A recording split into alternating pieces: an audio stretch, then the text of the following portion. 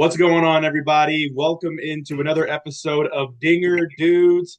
My name is Stephen Lambert, and I am joined by these sexy human beings, Chase and Andrew Jefferson, along with Jackson and a special guest. Oh, Oh, man, Wolf Sports Network alum, Mr. Gavin. What up, bud? what is going on? Yeah, I thought I'd hop on and take over for this lousy guy. He takes up too much of the screen with his big square Oh, face. So I God. wanted The to. less words We he have a speaks is similar better, man. facial shape. No, we Hey, don't. hey, Gavin, what we always like to say is here, you can hop on anytime. Hmm. Whoa, We do brother. like to say that. No diddy. I Yeah, I thought was I'd waiting for decorate his somebody else. face a little bit with this beautiful Atlanta Journal-Constitution front cover Oh, page. Yeah. I love it. And Absolutely love it, Jackson. Cardinals should get one of those. I'm sure he could have Yeah, pulled we the had one Charles of out, those but back in 2011. he'd have You to Yeah. want to wipe all wipe the. the you want to wipe the dust off of it? Get the cobwebs off? I have it somewhere in my room, Dang, somewhere in my man. storage closet, my storage tucked unit. far, far down beneath Man, all that the was other crazy, brother. I'm disappointment sure, that I St. Louis just has I'm been. just sure. let you know that was before the iPhone 6 came out too. Yeah, I'm sure it's That's probably a how little long Thanks ago for stiff. making it sound worse. Good Cardinals job, won. Jackson. You've made it sound so much worse. Yeah, I'm sure it's a little stiff if Jackson's been around it. But I did want to ask, by the way, last episode, the Phillies and Mets were still playing, the Royals Mm. and Yankees were still playing. I wanted to ask the four Braves fans, what is y'all's thoughts on the Mets and Phillies series? Let Steven take it away. I don't know. I The want to know what Phillies. he's feeling about it. Oh my God, y'all suck. I don't care. I don't care if y'all won the division. Y'all found out exactly what it is to be off for a week and then play a team with all the momentum. All right. It happened with us for the last 2 years against you. You have it. The last 2 years, the Phillies, they kicked us out of the playoffs and they kicked our butts. And then Bryce Harper talking all the ish about, well, we're gonna take the week off and we're gonna come back and our bats are gonna be better off for it. Well, guess what? They weren't. You lost. You won game 2, and then you went into New York and you got your asses kicked. I mean, hey, let's preach it. Let's just talk about the man behind the tournament for the Phillies, and that's their dad, Francisco Lindor. I mean, think about how he's been this entire playoffs. He came up big when New York needed him most. He did it in the wild card in that decisive Game 3 against the Brewers when he went 2 for 3, had a double and a walk, and then he hit 278 against the Phillies in the NLDS and went 2 for 5. He had, let's see, a double, that home run, and that 4 RBI game, and that 4-1 closeout in Game 4. And he's been doing it all season. If you've really been paying attention, finished with a 273 average, had 39 doubles, he had 1 triple, and then 33 home runs and close to 100 RBIs. So we really should have expected this. And I don't know if y'all guys have checked in on the game tonight, but things did not go well for the Mets. I haven't Hmm. looked at any of the stat lines though, but yeah, Six Dodgers are zero. they're in Matt the midst Flaherty of a shut him shutout right down, now. and Yeah. I feel like now the Mets are running into that reality of like, well, things are about to get real because the Dodgers now listen, I don't think they're going to get swept or anything like that. I think it's going to Yeah. be competitive, but I definitely think the Mets are going to be eliminated in 6 games. But we'll get into that later. I'm going to focus more on the DS here because I want to go back to the fact of here's the true MVP of this series. It's the Phillies bullpen.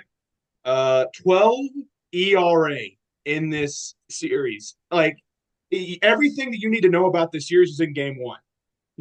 Zach Wheeler coming in having a spectacular game, 7 innings, shut the Mets offense down. They had no hope hitting against him.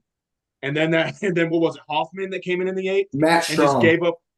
It was strong. Okay, it doesn't matter Well, who it doesn't matter. Pick a guy in that Phillies bullpen. They all suck. It was it was the terrible. same Every thing. Wow. single one that was coming into the game was just giving up run after run. A 12 ERA is ridiculous. They Hmm. Well, got Steven, absolutely killed.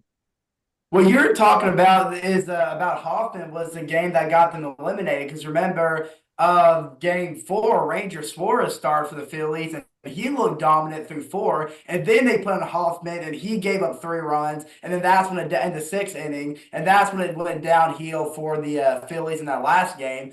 And then I think it was just beautiful. It sucked to watch, but it was also really fun because I mean, Phillies and Mets, two of the teams I hate the most. But it was very satisfying watching the Phillies get a taste of their own medicine, watching the Mets do something the Braves couldn't do 2 years in a row, and taking the Mm. Phillies out of the DS series, and then watching Edwin Diaz come in and just shut the lights out to officially close the Yeah. door. And then I loved how after it happened, he stopped the team from rushing towards him so he didn't re-injure himself like last time he celebrated a win like this, but. Yeah, Mets now having to face the Dodgers, who looked shaky in the first two games in that Padres series, but towards the end of that series, especially Yamamoto in Game 5, who looked absolutely lights out. This is the Dodgers team I would not want to face. Looking at the Phillies Mets NLDS matchup, this is the classic case of the hottest team in the MLB meeting someone who's had time off. And yet, as Braves fans, we know this all too well. It's happened year after year, facing the Phillies. They're hot coming into the postseason.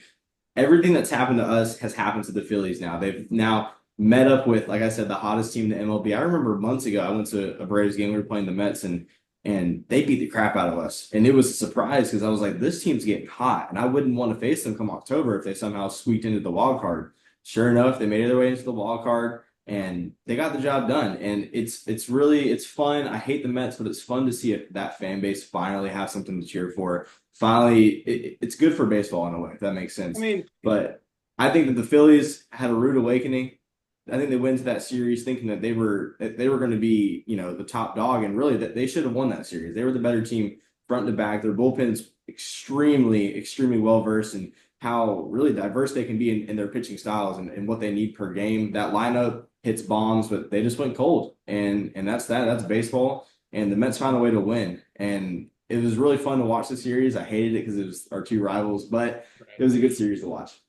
well, that's the funny thing about it is that right now the Mets aren't just the hottest team in baseball. In my opinion, they're the funnest team in baseball right now. Yeah. If you're not a Braves fan, you got to admit that the "Oh My God" song, the Grimace Yep. thing, the like even the joke of the Hawk Tuah girl throwing out the first pitch, everything about the Mets is just Yes. the people are having fun rooting for them because right now they're the Cinderella story. Everybody wants them to go into the World Series and just have that magical run of like Grimace carrying them and winning them a ring in 2024. It's crazy because in the first half it reminds me of all these teams in the past that have just because they were dead. I mean, you got to admit in the first half of this season, the Mets there was no hope for them. They had no chance Yeah. of making the playoffs. And then in the second half, they got hot. They've been pretty much the hottest team in the second half, and it's like what I've always said from week to week. It doesn't matter what it is during the season. If you can just get hot at the right time and carry that momentum into October, then nobody's going to remember what you did during that season. They're just going to Yep. remember the amazing run that you had in the playoffs. And Totally. we've seen it happen every single year. And it's funny you mentioned that thing about the Mets because I remember there being a game early in the year. This is literally in May where the Mets, though it was a day game I think on a weekday, I think it may have been a Monday or Tuesday, but the stadium was empty. I mean, there's nobody in there. The Mets were getting destroyed, and the commentators even admitted that the Mets have officially reached rock bottom, and they just sounded desperate.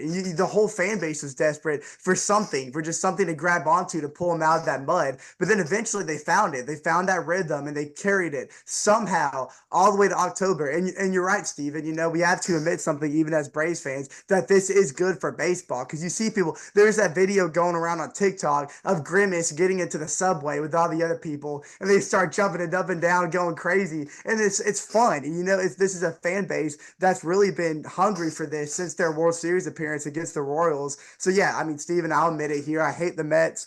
But the Phillies are out, and now we get to see a fun team take on the Dodgers. I know Game 1's been a disappointment, but I'll let Otani's cousin talk because he's been raising his hand for a minute. Otani, I'll let you go first. No, before yeah, I say this.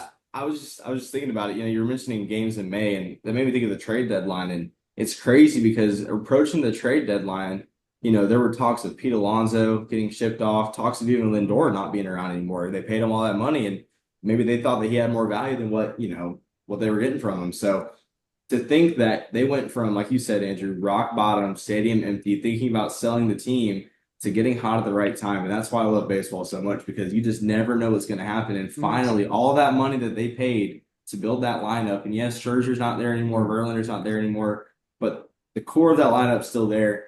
And it's just crazy to see that finally it pays off and you see some production from that squad. I was going to talk about the Mets. There's a thing that he brought up and a thing that he brought up, especially at the trade deadline. Two acquisitions they made. They made Jesse Winker, who's been a really solid bench piece for them throughout the rest of the season, and Luis Severino, which I mentioned a couple episodes ago, Dinger Dudes, that he was like 5-0 in his last like five starts. So those were two big pieces for the Mets. And what Andrew said, Francisco Lindor, you said that he had 33 homers, a triple, and how many RBIs with like a 273 average? 91 RBIs with a 273 average. Exactly what you said. The fact that Lindor missed like 20 something games, 20 plus games still with that stat line Yeah. is insane to me. But I did want to throw it to you mentioned Mets, you mentioned Royals. I wanted to throw it to this Royals Yankees series before we get Okay. into the Yankees. And as y'all know, my pick was the Kansas City Royals. You know, I felt like they showed glimpses that they could beat the Yankees, which they did at some points, but unfortunately, it wasn't enough to beat the Yankees. What did y'all think about the series, the ending to that series? I'll tell you the. Oh, go ahead, Steven. You good? I just feel like at the end of the day, the Royals ran out of steam. They had the offense going into it. I really like. I think that they they ran into an Orioles squad who, for some reason, in October they just freeze up, and it's kind of for the last two seasons there hasn't been any performance for the Orioles. But um, the Royals in this series, it just didn't seem like there was any energy left in those last couple of games. Yeah. The offense at that point looked dead, and at that point they were just kind of like hoping that they could get magic from somebody. And They couldn't. there was just no key hits. I mean, they were getting people on base here and there, but there was just nobody that was able to get that big hit when they needed to. And the Yankees, at the end of the day, like I mean, look, when Garrett Cole pitched that game, in a they might as well. I mean, Garrett Cole just can shut them down. Yeah.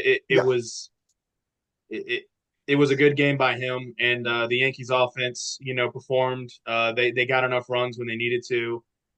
It sucks because it was a fun Royals team to root for, and I hate the Yankees. I can't.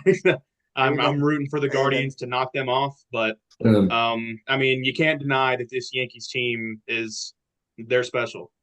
Yeah. Hey, I would say the last time the Yankees and Guardians or Cleveland faced together in an ALCS was 2016. Who won that series?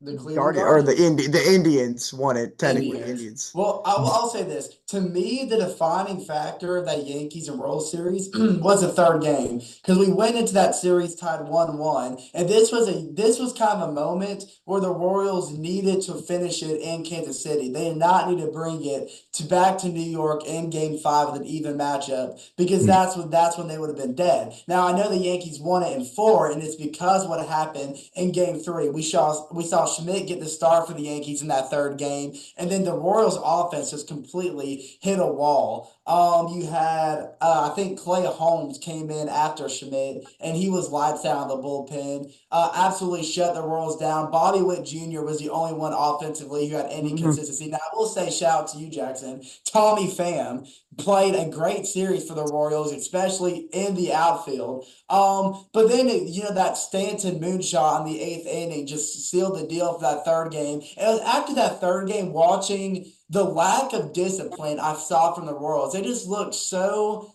Young. unsound at the plate. They're swinging at everything. They had no discipline. They couldn't hold up on any of their check swings. And then, but I'll tell you this.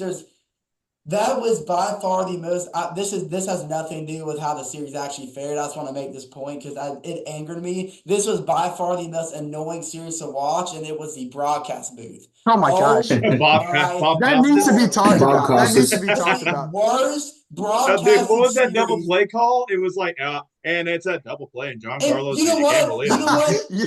Yeah, yeah. Zip up Stanton's pants when you're done with it, by the way, because they glaze Gartol Stanton the entire.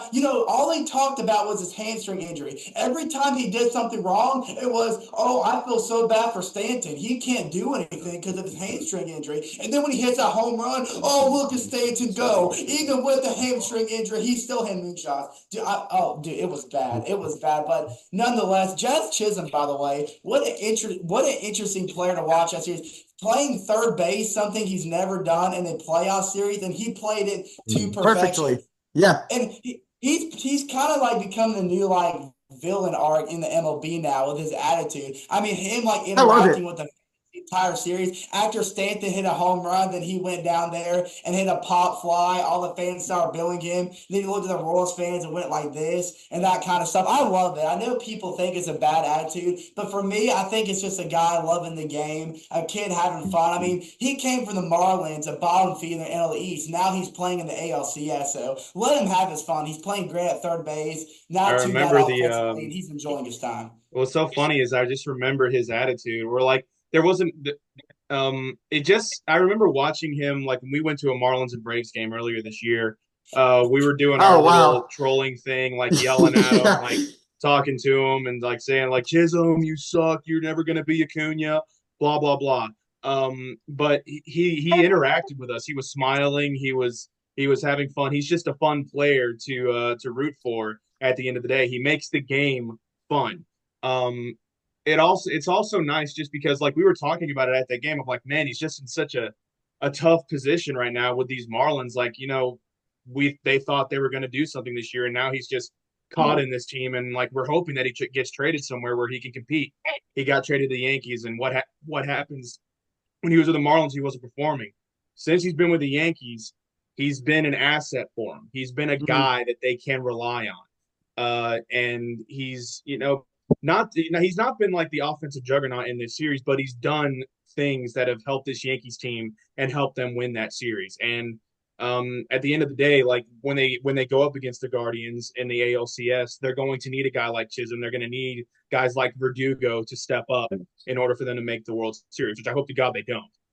Yeah, Well, we all do. But really quick with this Royal series, I just wanted to get my little 2 cents in. That Royals pitching staff was electric the entire time. They gave yes. up in the 6 playoff games that the Royals played. They only gave up 15 runs. That's less than 3 runs a game on average.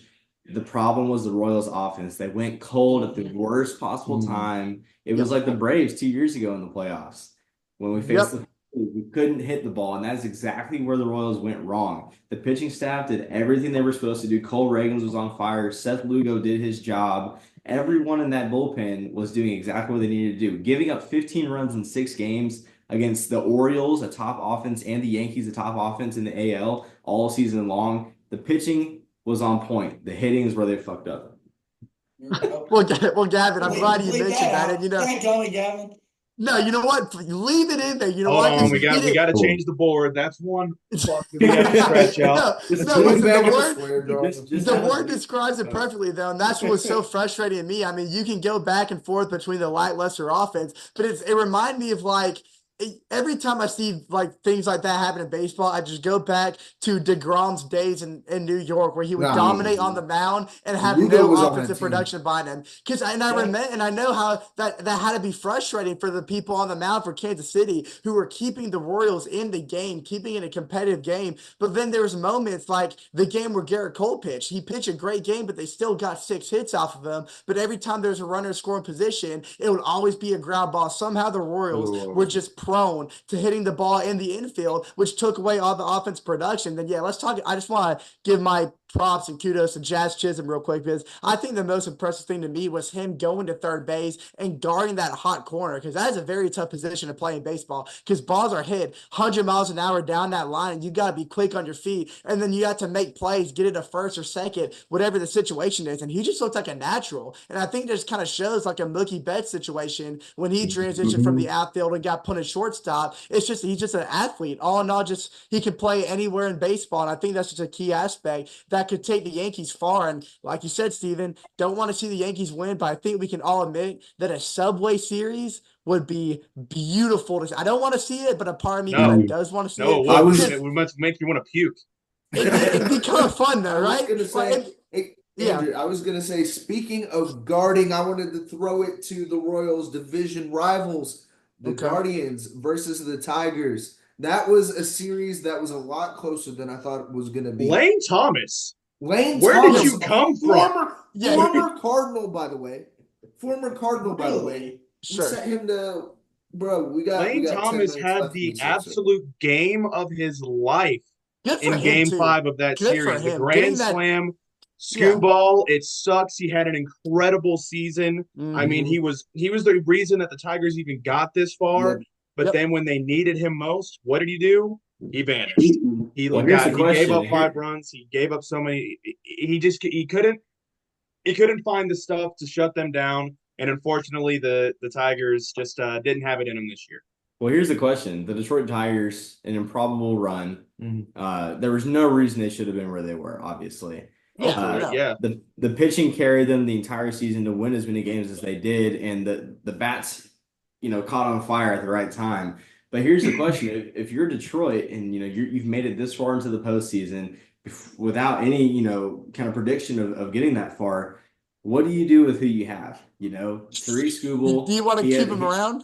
You want to keep him around, or is the value so high that you can ship him off, get a lot of value back for him, and then be able to rebuild your team up to hopefully compete for the future? Because right now their window with the team that they have is this big, in my opinion. Yeah. But if they can take the value that they have right now, especially after that showcase in the postseason, that was just a showcase. There is a guy in Atlanta who is a free agent by the name of Max Fried who could go to Detroit. And It's very real. I'd take Tariq in Atlanta, but yeah, trade off. My question is, their window right now is small. They're not going to win a World Series with this team. They shouldn't have gotten as far as they did. That's pretty big. This was a show. This is a showcase for them. So, do you think that they ship off who they have and try to get that value back after that showcase, or do they keep who they have, try to extend their window a little bit? I think I like them building around the guys that they have. Yeah.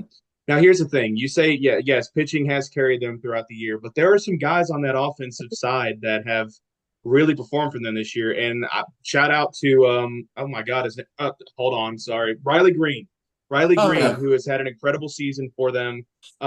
If you build around guys like that, he's a guy that can be a player for you for the next 10 years if you sign him up now. Now, we've seen guys like this in the past that have been like, franchise guys that if you don't build around them, they're going to leave. Shout out Juan Soto with the Washington Nationals. I think at the end of the day that Detroit's going to try and build around their guys. They're going to try, and they have a decent farm system. They still have guys coming up from AAA. They have their new guy Jackson Jobe, who's fantastic as well. I mean, the Tigers were just like the Mets near All-Star break. They were also a team that people thought were gonna ship out players, at the trade deadline. We saw what they did with Flaherty instead of shipping him to the Dodgers. They thought more people were gonna be gone, but they decided to hang on to players like Skubal, and that ended up taking them to the postseason. But like y'all said, it was the pitching that did all this for them. It was the pitching that Baltimore series in the wild card, because their offense I'm not Baltimore Houston, excuse me, because that offense. I take that back. Their offense was pretty productive. But then look at the Cleveland series. It was the bullpen, especially besides Skubal's dominant performances, that saved them. Because you look at that 3-0 win they had at home in Game 3. It was the bullpen that won the game. Shoot, the game before in Cleveland when Carpenter hit the 3-run homer on the top of the ninth. That was made possible because of what the bullpen did. So I think you're absolutely right, Gavin. This isn't a team that can do this on a year-to-year basis. Yeah. This might have been a one-time thing. So if I'm the Tigers, I think you have to ship out the players with high value so you can build a roster who can do this on a season-to-season basis. This team won't be able to. The problem is you got to think about the city of Detroit as well. The Lions are finally getting big. They're winning. They're a winning city, so maybe they think that they might have what it takes to be. Oh, the Lions are good. The Tigers have to live up to that expectation now too. So, like he was saying, there's a lot of free agents. Cody Bellinger's a free agent. Teoscar Hernandez is a free agent. Because my list is right here. I was going to Oh, ask man. y'all, what is the Tigers' biggest I don't team? need a list. Also, you know what's so You act funny like is Gavin doesn't know what he's talking we about. mentioned how there was a key piece to the Tigers that they let go during the trade deadline, and you had to because there was no way that if anybody thought that the Tigers were going to make it this far. One thing that I feel like sucked for the Tigers at the end of the day is that they ended up fighting in the second half and getting all the way to the point. Jack Flaherty. If Jack Flaherty's with that Tiger squad going into the playoffs, not saying they win a ring, but I'm saying that they probably do win that series against the Guardians because if they Oh, have that wow, extra okay. pitcher, Yeah, you're right. Because Scooble had to that pitch pitch, that I mean, I'm fifth game. telling you, it it changes things. It It changes the way does. that they set up their rotation for that series. So I mean, listen, hindsight's 2020. I mean, nobody thought that the Tigers were going to keep Jack Flaherty. Jack Flaherty wanted to go because Yeah, he was at that point wanting to go to a contender, and guess what? Now he's pitching in the NLCS. congratulations. True. Yeah. But at the end of But the day, that I feel like if Jack Flaherty was with that squad, they end up at least going to the ALCS and probably losing out to the Yankees. Let's be real. I was gonna say before we have 4 minutes and we still have one more series to talk about. Padres All right, Dodgers. let's talk about this Padres team that There's the completely Dodgers. blew it.